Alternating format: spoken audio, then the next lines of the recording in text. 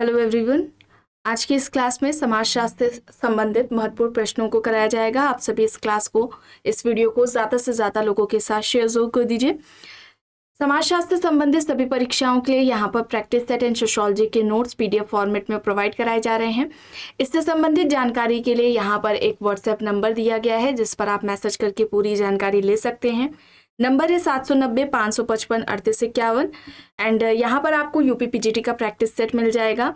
And UPPGT exam के लिए combo offer यहाँ पर चलाया गया है जिसमें आपको यहाँ पर सोशियोलॉजी समाजशास्त्र के नोट्स एंड जो प्रैक्टिस सेट है ये आपको यहाँ पर प्रोवाइड कराया जा रहा है। इसके अलावा Bihar PGT and Bihar state परीक्षा के लिए प्रैक्टिस सेट अलग से मिल जाएगा।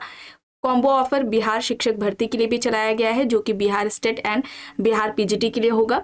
इसके अलावा बात की जाए समाजशास्त्र के नोट्स की तो ये नोट्स सभी परीक्षाओं को ध्यान में रखकर तैयार किए गए हैं। सभी परीक्षाओं के लिए उपयोगी हैं। राजस्थान असिस्टेंट प्रोफेसर का जीएस का प्रैक्टिस सेट भी आपको यहाँ पर मिल जाएगा। इसमें टोटल आपको 15 प्रैक्टिस सेट देखने को मिलेंगे। इससे संबंधित कोई भी जानकारी चाहते हैं तो दिए गए व्हाट्सएप नंबर 790-555-3851 पर आप मैसेज करके पूरी जानकारी ले सकते हैं। बस कुछ ही देर में क्लास शुरू होने वाली है। आप सभी इस वीडियो को ज़्यादा से ज़्यादा लोगों के साथ शेयर जरूर कर दीजिए।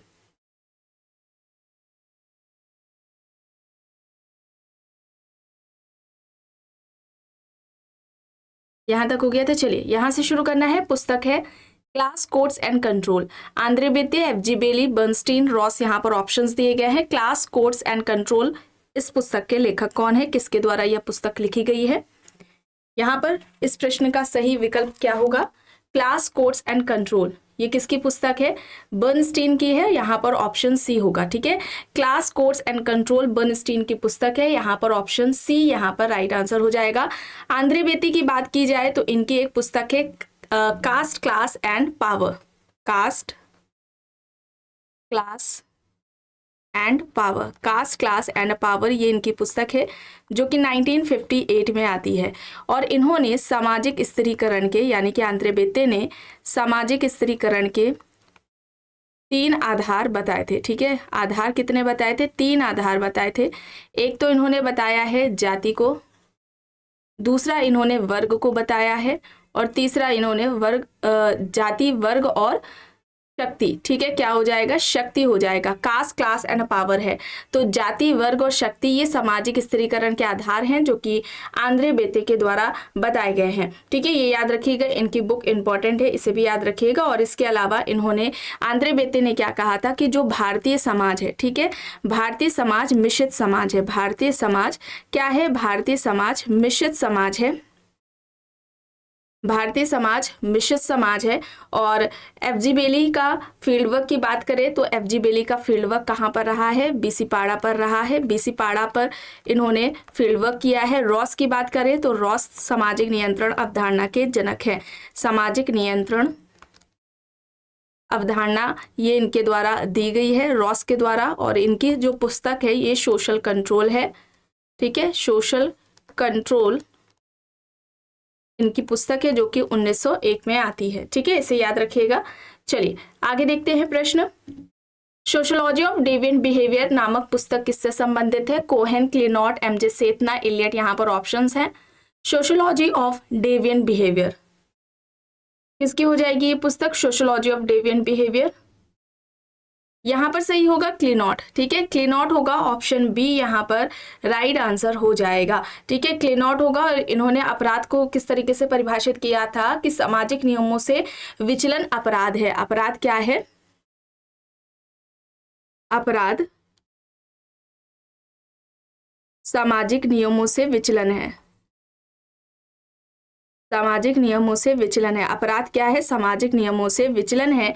ये किसका कहना है? क्लिनॉट का कहना है। कोहेन ने अपराध का मूल अभिमुखीकरण या विचलित उपसंस्कृति का सिद्धांत दिया है। ठीक है,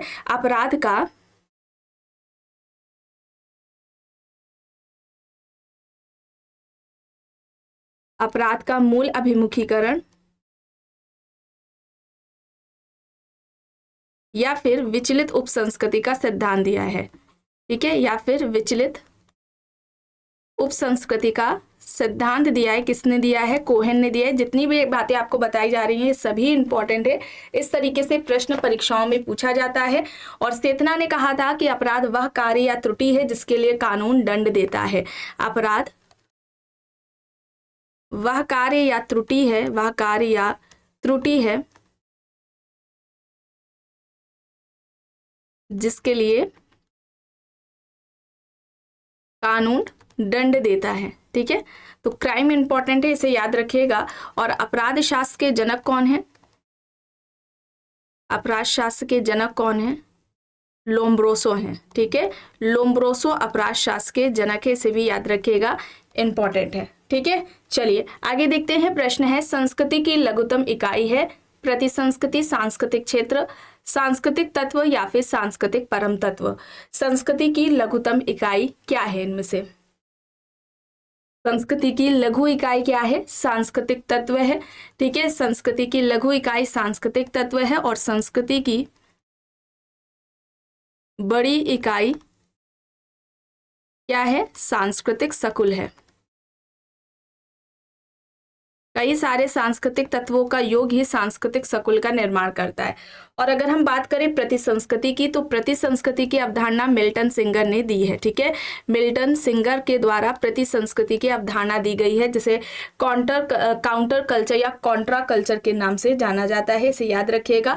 सांस्कृतिक क्षेत्र की अवधारणा क्लॉर्क विस्लर ने दी है। सांस्कृतिक क्षेत्र की अवधारणा क्लॉर्क विस्लर ने दी है। ठीक है, इतने इंपॉर्टेंट फैक्ट्स है, इसे याद रखिएगा। डायरेक्टली कॉन्सेप्ट से रिलेटेड प्रश्न पूछे जाते हैं कि यह अवधारणा किसके द्वारा दी गई है। अब यहाँ पर देखिए प्रश्न है, क्लोवर्ट तथा ओलिन ने 3 प्रकार की उपसंस्कृतियों की चर्चा की है, इनमें से किसकी चर्चा उन्होंने नहीं की? अपराधी उपसंस्कृति, संघर्षात्मक उपसंस्कृति, प्रत्यावर्तन उपसंस्कृति और विद्रोही उपसंस्कृति। यहाँ पर ऑप्शंस दिए गए हैं। सही यहाँ पर विद्रोही उपसंस्कृति होगा, विकल्प डी यहाँ पर राइट आंसर हो जाएगा। प्रश्न है, मैकेवर व अन्य समाजशास्त्री जिसे अभौतिक संस्कृति कहते हैं उसे सोरोकिन ने क्या कहकर संबोधित किया? भौतिक संस्कृति, इंद्रिय परक संस्कृति, भावात्मक संस्कृति और विचारात्मक संस्कृति। यहाँ पर ऑप्शंस दिए गए हैं। मैकेवर व अन्य समाजशास्त्री जिसे अभौतिक संस्कृति कहते हैं उसे सोरोकिन ने क्या कहकर संबोधित किया है? यहाँ पर सही होगा भावात्मक संस्कृति। ठीक है, भावात्मक संस्कृति होगा, ऑप्शन सी यहाँ पर राइट आंसर हो जाएगा। ठीक है, भावात्मक संस्कृति यहाँ पर सही है। और अगर हम बात करें मैकेवर की, तो इन्होंने अभौतिक संस्कृति को ही, मैकेवर की बात करें तो अभौतिक संस्कृति को ही संस्कृति कहा है। अभौतिक संस्कृति ही संस्कृति है। ठीक है, अभौतिक संस्कृति को ही संस्कृति कहने वाले कौन है? मैकेवर है। ठीक है, मैकेवर है। और ऑगबर्न की बात करें, ऑगबर्न ने संस्कृति के 2 प्रकार बताए थे, भौतिक अभौतिक संस्कृति, भौतिक संस्कृति और अभौतिक संस्कृति। भौतिक अभौतिक संस्कृति की बात किसके द्वारा की गई है? ऑगबर्न के द्वारा की गई है। ठीक है, ये याद रखिएगा। और बात करें मैकेवर की, तो इन्होंने तकनीकी विलंबना, ठीक है, तकनीकी विलंबना की अवधारणा मैकेवर के द्वारा दी गई है। ऑगबर्न ने सांस्कृतिक विलंबना की बात की है। ऑगबर्न ने सांस्कृतिक विलंबना की बात की है। ठीक है, सोरोकिन की बात करें तो ये सोरोकिन संस्कृति के 3 प्रकार बताते हैं। पहला तो हो जाएगा आदर्शवादी संस्कृति, आदर्शवादी संस्कृति है। दूसरा हो जाएगा इंद्रिय परक संस्कृति, दूसरा हो जाएगा इंद्रिय परक संस्कृति। और तीसरे संस्कृति की हम बात करें तो आदर्शात्मक संस्कृति है। ठीक है, आदर्शात्मक संस्कृति है। तो ये 3 तरह की संस्कृति हैं जो कि सोरोकिन के द्वारा बताई गई हैं। इतनी बातें इंपॉर्टेंट है, इसे याद रखिएगा। आगे चल के देखते हैं। प्रश्न है, चेतनात्मक तथा भावात्मक सांस्कृतिक व्यवस्थाओं के बीच की स्थिति कहलाती है? ऑप्शंस है आदर्शात्मक संस्कृति, भौतिक संस्कृति, अभौतिक संस्कृति या फिर इनमें से कोई भी नहीं। सही यहाँ पर क्या होगा? चेतनात्मक तथा भावात्मक सांस्कृतिक व्यवस्थाओं के बीच की स्थिति को क्या कहा जाता है? आदर्शात्मक संस्कृति कहा जाएगा। यहाँ पर ऑप्शन ए होगा, विकल्प ए यहाँ पर सही हो जाएगा। और सोरोकिन की बात करें, ठीक है, सोरोकिन ने यहाँ पर 3 तरह की संस्कृतियों की बात की थी, अभी आपको यहाँ पर बताया गया है, आदर्शवादी, इंद्रियपरक और आदर्शात्मक संस्कृति। और इन्होंने सामाजिक परिवर्तन से संबंधित सांस्कृतिक गत्यात्मकता का, सामाजिक सांस्कृतिक गत्यात्मकता का सिद्धांत दिया हुआ है। प्रश्न है, संस्कृति अधिवैतिक एवं अधिसावयवी है, संस्कृति की उपरोक्त विशेषताओं का उल्लेख किसने किया? ऑप्शन है हर्शकोविट्ज, क्रोबर, एस.सी. दुबे, लिंटन। संस्कृति अधिवैतिक एवं अधिसावयवी है, संस्कृति की उपरोक्त विशेषताओं का वर्णन किसके द्वारा किया गया है? बताइए यहाँ पर सही क्या होगा? राइट आंसर यहाँ पर क्या होगा?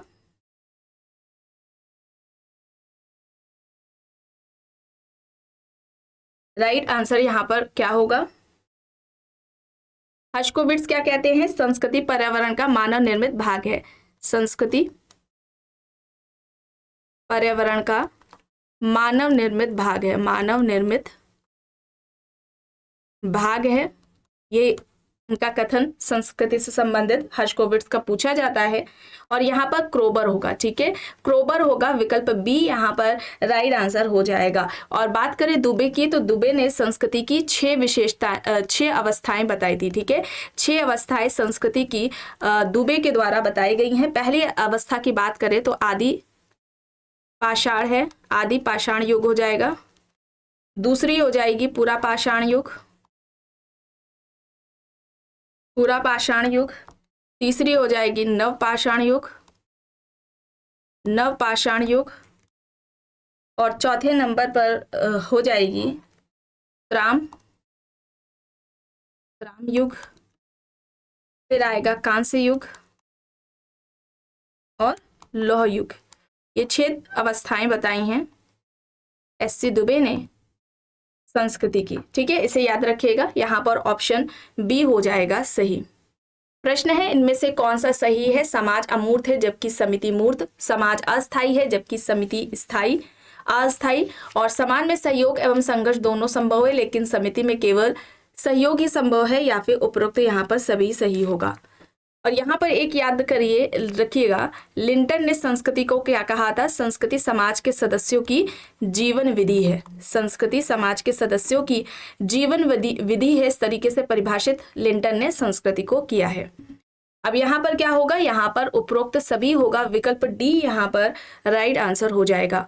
प्रश्न है, किसके अनुसार मूल्य समाज द्वारा मान्यता प्राप्त इच्छाएं तथा लक्ष्य हैं जिनका आंतरिकरण सीखने या सामाजिकरण की प्रक्रिया के माध्यम से होता है? Johnson, Radha Kamal Mukherjee, William Perry, CM Case यहाँ पर ऑप्शंस दिए गए हैं।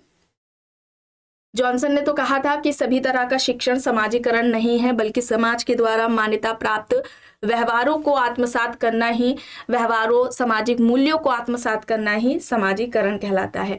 और यहाँ पर राधा कमल मुखर्जी होगा, ऑप्शन बी यहाँ पर राइट आंसर होगा। 2 तरह के मूल्यों की बात की है, साध्य मूल्य और साधन मूल्य। साध्य और साधन मूल्य, ये 2 तरह की बात करने वाले कौन है? राधा कमल मुखर्जी है। और इन्होंने, राधा कमल मुखर्जी ने क्या कहा था? समाज शास्त्र समाज का महाविज्ञान है, समाज शास्त्र समाज का महाविज्ञान है, ये किसका कहना है? राधा कमल मुखर्जी का कहना है। आइए चलिए यहाँ पर देखते हैं प्रश्न। किसका तर्क है कि संस्कृति में मनुष्य द्वारा निर्मित वे उपकरण सम्मिलित हैं जो उसकी आवश्यकताओं की पूर्ति में सहायता करते हैं? ऑप्शन है C North, Brown, Parsons, S C. Dubey.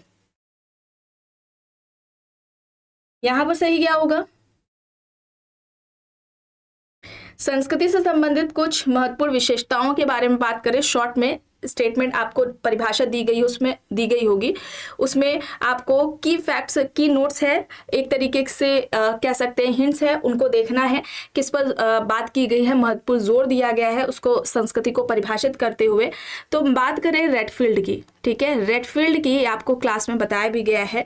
Redfield क्या कहते हैं? संस्कृति समाज के सदस्यों की जीवन शैली है, ठीक है, संस्कृति क्या है? समाज के सदस्यों की जीवन शैली है। और लिंटन के बारे में भी बताया गया भी आपको, समाज के सदस्यों की क्या है? जीवन विधि है। समाज के सदस्यों को इन्होंने क्या कहा है? जीवन विधि है। मेलोनोवस्की की बात करें, ठीक है, मेलोनोवस्की की बात करें तो इन्होंने क्या कहा? समाज की आवश्यकताओं की पूर्ति का ये क्या है? साधन है, ठीक है, आवश्यकता पूर्ति साधन, आवश्यकता पूर्ति का साधन है संस्कृति, ठीक है। इतनी बातें आपको याद रखनी है। मजूमदार मदान की बात करें, मजूमदार व मदान की बात करें तो इन्होंने क्या कहा है? जीवन जीने का ढंग है। ठीक है, संस्कृति समाज के सदस्यों का जीवन जीने का ढंग है। ठीक है, इतनी बातें याद रखिएगा। और यहाँ पर सही है सीसी नॉर्थ। ठीक है, सीसी नॉर्थ यहाँ पर है, ऑप्शन ए यहाँ पर सही हो जाएगा। प्रश्न है, किसने वर्ग विश्लेषण के लिए संपत्ति के 4 रूपों का वर्णन किया? Karl Marx, Max Weber, Bourdieu, Daniel Bell. वर्ग विश्लेषण के लिए संपत्ति के 4 रूपों का वर्णन किसने किया है? और ये 4 तरह की संपत्ति या पूंजी कौन सी है? आर्थिक संपत्ति या आर्थिक पूंजी, दूसरी है सामाजिक पूंजी, तीसरी हो जाएगी सांस्कृतिक पूंजी, और चौथी हो जाएगी प्रतीकात्मक पूंजी।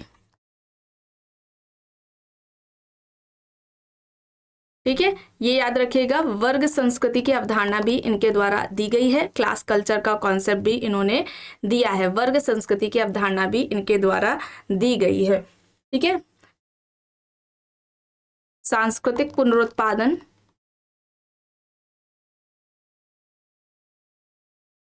यह अवधारणा भी बोर्दियू द्वारा दी गई है। यहां पर ऑप्शन सी हो जाएगा सही। प्रश्न है, किसका कहना है कि प्रत्येक समाज में 2 प्रकार की व्यवस्थाएं पाई जाती है? आदर्शात्मक व्यवस्था और यथार्थ व्यवस्था। ऑप्शंस में मैकेवर, कूले, किंग्सले डेविस, किम्बॉल यंग यहां पर दिए गए हैं। प्रत्येक समाज में 2 प्रकार की व्यवस्थाएं, आदर्शात्मक व्यवस्था और यथार्थ व्यवस्था पाई जाती हैं। किसका कहना है? यहां पर सही होगा किंग्सले डेविस। ठीक है, किंग्सले डेविस है। और किंग्सले डेविस ने अपने सभी अध्ययनों में संरचनात्मक प्रकार्यात्मक परिप्रेक्ष्य का संरचनात्मक व प्रकार्यात्मक परिप्रेक्ष्य का प्रयोग किया था। ठीक है, सभी अध्ययनों में किया था। और सामाजिक स्थिरीकरण से संबंधित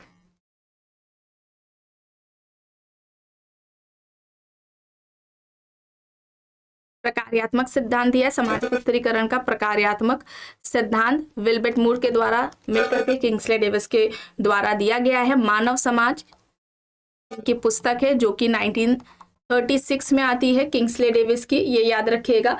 और इन्होंने सामाजिक परिवर्तन किसे कहा है? तो सामाजिक संरचना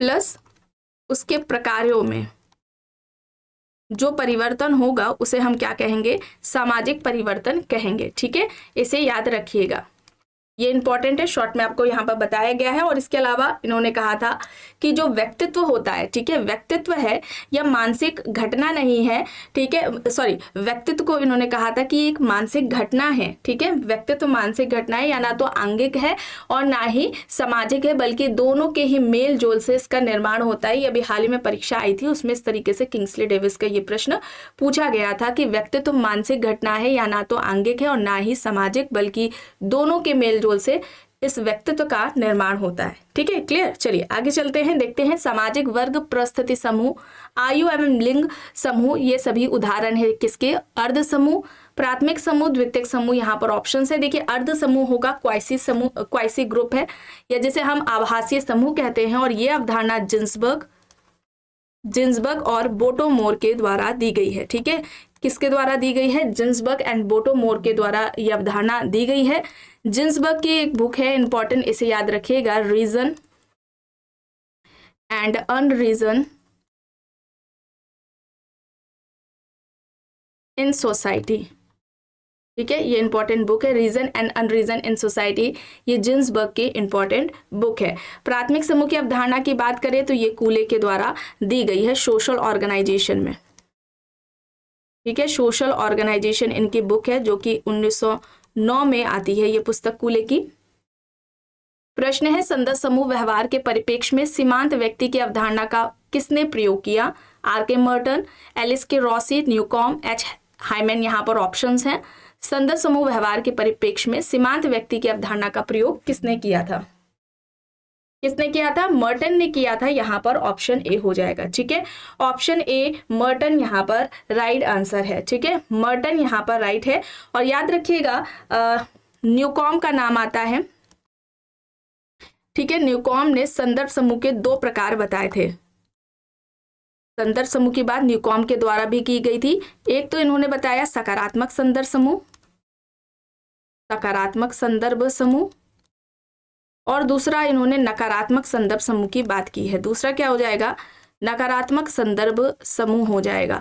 ठीक है, ये दो तरह के जो संदर्भ समूह की बात है वो किसने की है, न्यूकॉम्ब ने की है। लेकिन इन दोनों में अंतर पूछा जाए तो अंतर किसने किया है, मर्टन ने किया है। कई बार प्रश्न पूछा गया है जिसमें विकल्प न्यूकॉम्ब नहीं दिया गया है। ठीक है, मर्टन है तो ऐसे में आप क्या करेंगे, मर्टन को टिक करेंगे। लेकिन ये कॉन्सेप्ट पूछा जाता है किसका है तो न्यूकॉम्ब को ही आपको टिक करना होगा। और पूछा जाता है अंतर किसने किया है, तब मर्टन ने किया है। न्यूकॉम्ब नहीं होंगे तो आपको मर्टन को टिक करना होगा। ठीक है, ये याद रखिएगा। चलिए आगे देखते हैं। प्रश्न है, समाजशास्त्री भाषा में एक संस्था लोक रीतियों व रूढ़ियों का पुंज है, यह किसका मत है।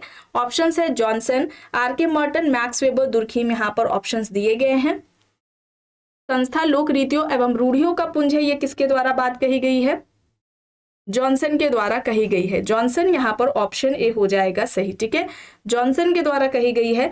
और यहाँ पर संस्था है तो चलिए देखिए, संस्था की बात करें तो संस्था के विकास या संस्था के उद्विकास की इस तरीके से पूछा जाए, या संस्था की अवधारणा किससे संबंधित है, तो यहाँ पर समनर होगा। समनर के द्वारा यह अवधारणा दी गई है। इसके अलावा द्वितीयक संस्था, ठीक है, द्वितीयक संस्था और संस्थाकरण। ठीक है, द्वितीयक संस्था और दूसरा संस्थाकरण की अवधारणा किसके द्वारा दी गई है, पार्सन्स के द्वारा दी गई है। ठीक है, ये याद रखिएगा।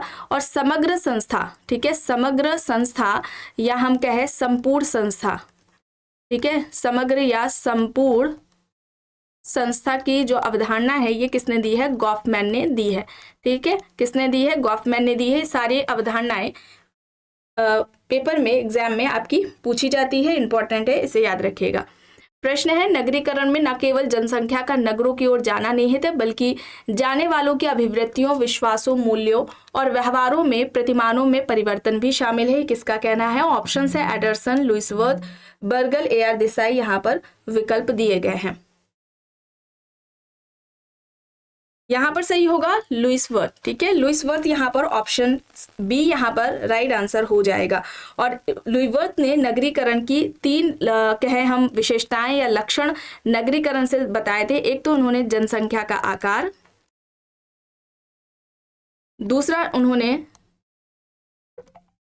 जनसंख्या का घनत्व, और तीसरा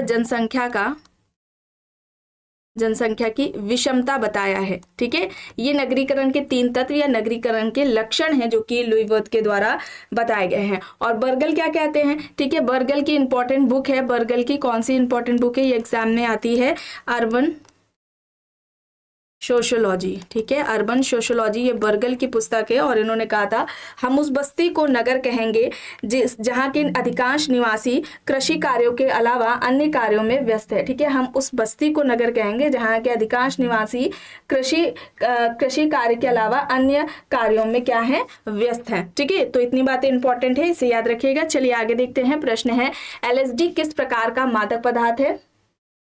LSD किस तरह का मादक पदार्थ है, तो यह भ्रांतिजनक मादक पदार्थ है। ऑप्शन डी यहाँ पर सही होगा।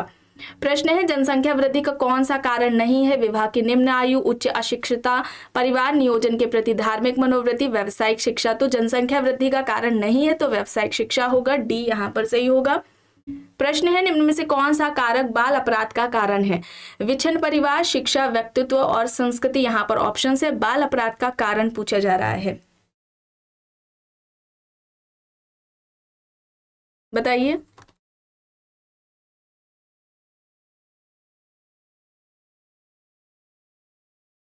पारिवारिक विघटन का कारण किसने तनाव को माना था, किसने माना था पारिवारिक विघटन का कारण तनाव है, इलियट एंड मैरिल ने। ठीक है, इलियट एंड मैरिल ने माना था।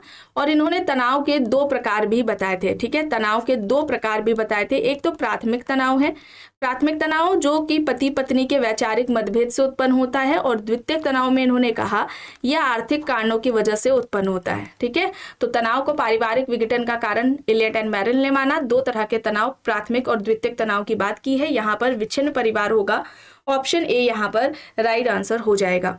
प्रश्न है, निम्नलिखित में से कौन प्रौद्योगिकी कारकों की प्राथमिकता का विवेचन सामाजिक परिवर्तन में करता है। Max Weber, Karl Marx, Pareto, Kingsley Davis. यहाँ पर ऑप्शंस है।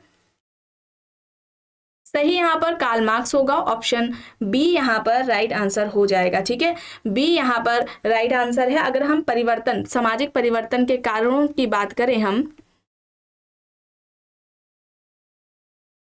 सामाजिक परिवर्तन की अगर हम बात करें तो यहाँ पर अगर हम बात करें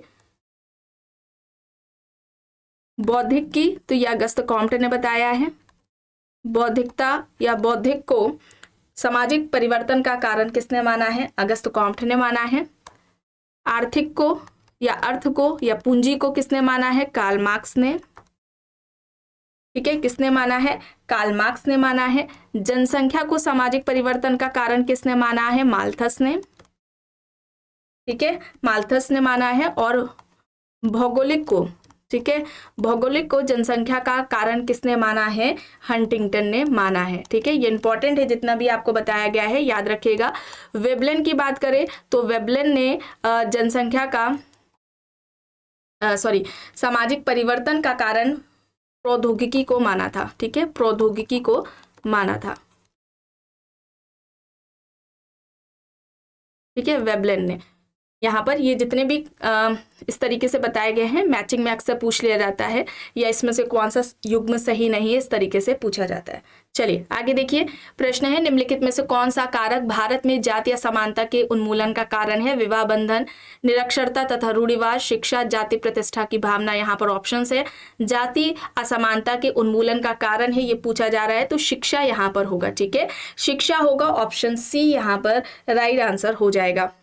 प्रश्न है इनमें से किसने सामुदायिक विकास कार्यक्रम का मूल्यांकन किया? AR Desai, SC Dubey, Oscar Levi's, या फिर ये सभी? सामुदायिक विकास कार्यक्रम की बात, ये कार्यक्रम कब आता है? 2 अक्टूबर। ठीक है, 2 अक्टूबर 1952 1952 में आता है। ठीक है, 2 अक्टूबर 1952 में सामुदायिक विकास कार्यक्रम आता है, और इस यहाँ पर ये सभी होगा। ठीक है, इसके अलावा मेडल बॉम भी है। ठीक है, ये भी याद रखिएगा, मेडल बॉम ने भी सामुदायिक विकास कार्यक्रम का मूल्यांकन किया था। प्रश्न है मैक्स वेबर के अनुसार नौकरशाही की अभिलाक्षणिक विशेषता क्या है? यह नेता के संकल्प का प्रतिनिधित्व करती है, या तार्किक विधिक सत्ता पर आधारित है, यह वंशानुगत परिस्थिति पर आधारित है, या फिर यह नैतिक सत्ता पर आधारित है?